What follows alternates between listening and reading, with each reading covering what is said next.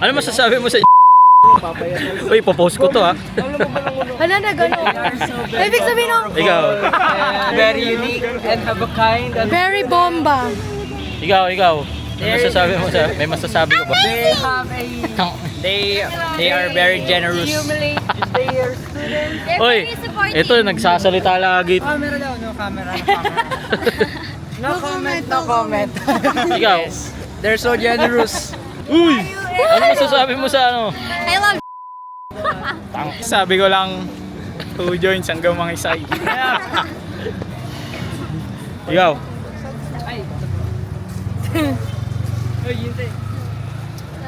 Ano masasabi mo kay CJ? Ano masasabi mo kay Hill?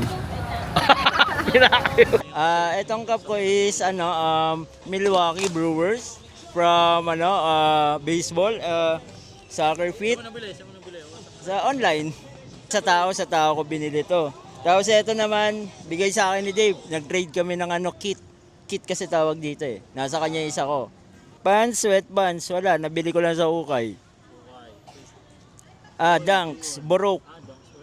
Kala mo J1? Cup na hindi ko alam tawag. Galing din to kay Dave. Binili ko kay Dave. So bootleg siya. Bootleg ng Nike or what. Tapos Uniqlo plain tees. Ay, galaw. Baba mo onte. Dito. Dickies, loose pants. Tapos Air Max. Oy, ito. Sa ano nga yun? Ayun, Garment Trends. Mabisa dun. Bumili kayo dun. Solid yun mga yun. Puro Dickies, Converse. First time natin yung ganito, so medyo nakakaya. Tanungin natin sila ano yung mga fit nila. Pakita mo yung mga fit nila. Okay, dito naman tayo sa isa. Game na? Game. Game ko mo lang boy. Itong shirt ko sa TikTok shop. Itong cargo shorts, ukay. Kasi ito, Converse 70 high cut. Hindi ko alam, nakalimutan ko saan binili to. Sa SM ko yata ito binili. Yun lang, tas white socks. Sa kanya mo nang bili to. Ay, galing yan. Yun lang, tas ito, Unisilver, accessories. Ito, saan mo binili to ang bata na to? Labubu yan, labubu. Okay.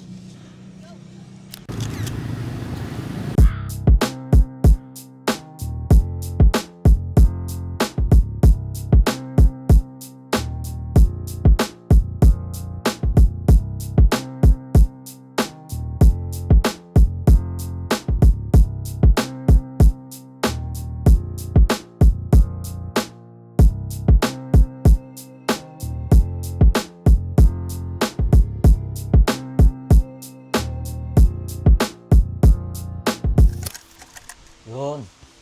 Shop. So, bali, it's Thursday. Tapos, nag-aayos na ako kasi alis kami ni GF kasama yung sister niya. Pupunta kami ng Alabang kasi may a-attenan silang parang beneficiary concert something or charity event. Para sa elderly and mga children. Di ako kasama kasi may ticket ata siya or kasi sa parents niya, sa family niya. Bali sasama lang ako kasi wala akong turo today. So sa bahay lang ako. Pero sobrang dami kong gagawin na work, mga i-drawing yun. So bali habang hinihintay ko sila sa event, siguro work ako somewhere na malapit dun. Na mga kahit ano man makita na coffee shop. Bali ang ginagawa ko kasi ngayon meron kaming dalawang project na i-launch. Tatlo. So bali hindi ko muna siya i-disclose ngayon kung ano yung exact. Papakita ko na lang yung mga ano. Okay. So bali yun lang. Kita-kits sa next Biros.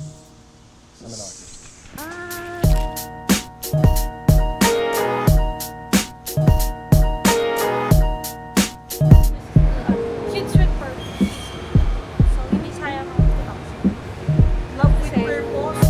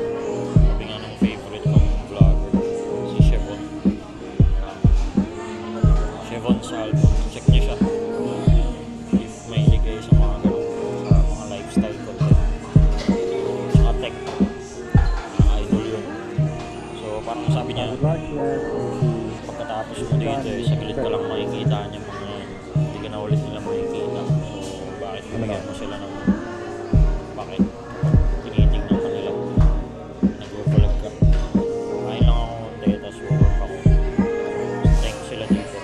See you ulit sa next B-roll and A-roll.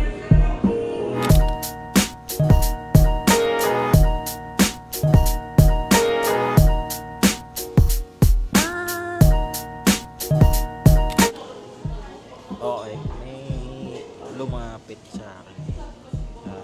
Katabi ko kanina. Dito sa table, sa kabila sa gilid.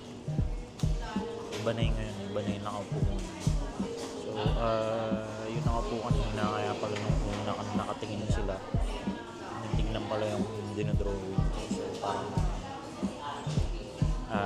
siguro, akala ko nung una na-amaze sila dun sa Osmo Pocket 3. So, ang tinitingnan pala nila yung yung dinodrawing. Tapos bigla na lang akong tinanong. So, siyempre sa akin, medyo nilink ako nung una kasi tinanong nila kung anong TikTok ko. Nakita na yung TikTok ko kasi nakabukas sa phone ko sa tabi. So, nakita nila, naka-open lang sa phone. Nag-upload ako ng choreo ko. Bali tinanong nila.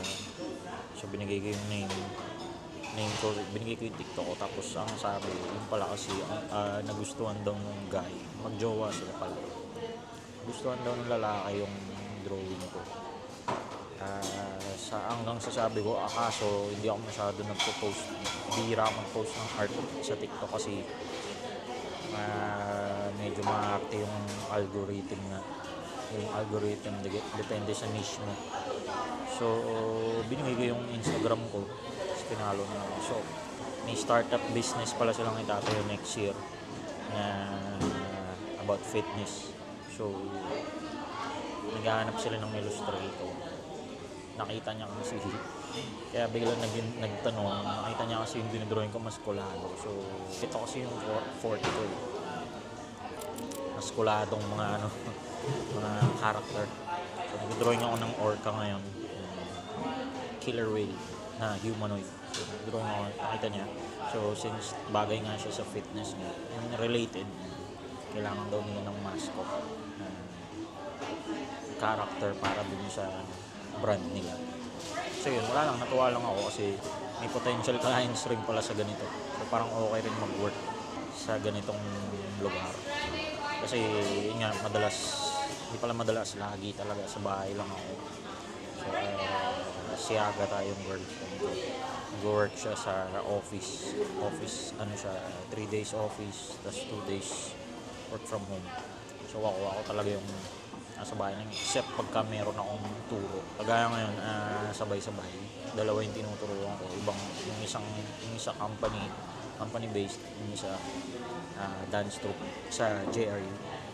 So may NCAA kami sa 12, dance competition. Tapos kinabukasan 13, competition naman ng company na tinuturuan ko. So sabay-sabay. Tapos pag uwi, nagdo-drawing pa ako ng 2-3 project na ayun nga, pinag-alternate ko per day. So, medyo mahirap. Hindi pala medyo mahirap talaga. Hindi siya ganun taxing sa physical energy sa katawan. Pero total, as in, boost talaga.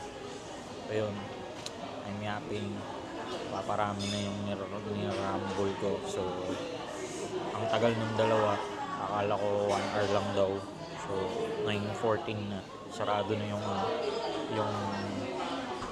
pinaka-mall. Hintay ko lang sila matapos.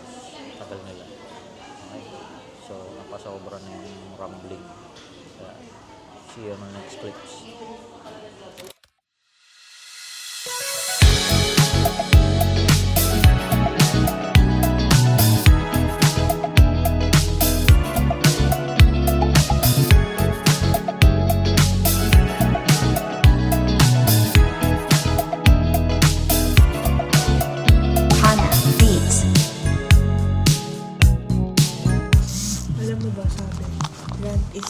Gossiping daw.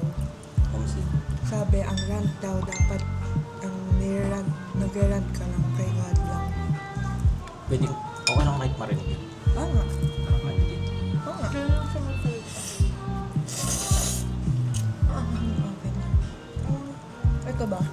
din. Ito, kaya kong mabuhay ng puro ito lang. Hindi, mamamatay ka naman. Yung isa pang mixed up. Why there's mixed? Oh, yun o. Galing.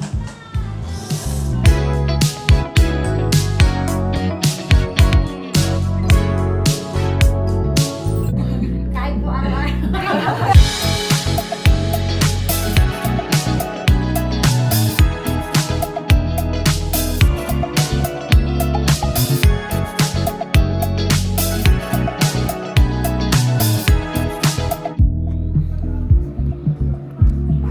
Sugar mom. Ano to, 5 lang? Wala akong baong bukas.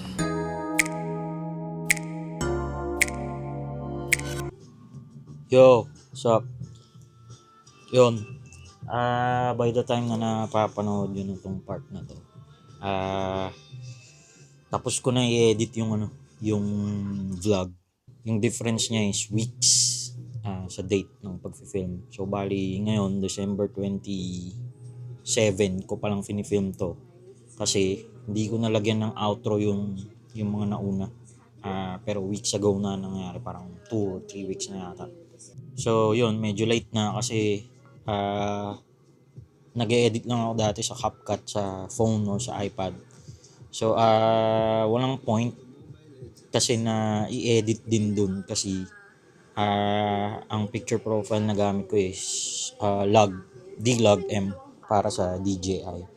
So, ayun nga, kapag sa iPad mo lang siya or sa CapCut in-edit, hindi mo na magagalaw, hindi mo rin magagamit yung pagiging log niya kasi wala na yung dynamic range niya. So, hindi mo na malalaro ng maayos. Kumbaga, yung CapCut sa mobile, on the go lang talaga. Sa desktop kasi mas okay eh. Makakapag-edit ka ng mga log profiles doon or kung ano-ano pang picture profiles. Tapos, makakalikot mo talaga yung sa colors niya. So, hindi siya kagaya ng mga nasa mobile. Kasi ako, ang style na gusto kong ma-establish is yung cinematic, filmic emulation yung styles, So, gaya nung sa mga favorite kong vloggers, sila Rondog, Chevon Salmon, Ricardo, David, etc. Low, yung ating kakalimutan si Low. Since dati akong photographer and videographer, so gusto kong ibalik yung inaaral ko dati. So, gusto ko siyang ihalo dun sa style ng vlogging ko. So, hanggang sa unti-unti mahanap natin yung sarili nating identity. Gusto ko lang din sabihin na kung nakaabot man kayo dito sa part na to, sobrang salamat. Hindi ako nag-expect na may mga manonood. Kung mayroon man isa or dalawa, as in sobrang thankful na tayo dun kasi nagtiyaga kayo sa pagyayap ko tsaka dun sa newbie na pagtatahi ko ng vlog. First time ko gumawa ng vlog. Baka sunod-sunod ako mag-upload kasi susulitin ko na kasi holiday break ng girlfriend ko gamit ko yung laptop niya ngayon. So, sa DaVinci Resolve na ako nag-e-edit para sulit na sulit yung D-Log. Okay, sinusulit ko na nahiram ko sa kanya yung MacBook niya. Kasi pagtapos ng New Year, back to work na ulit siya. So, mahirap na naman ako mag-edit. So, yun lang. See you sa next vlog. Peace!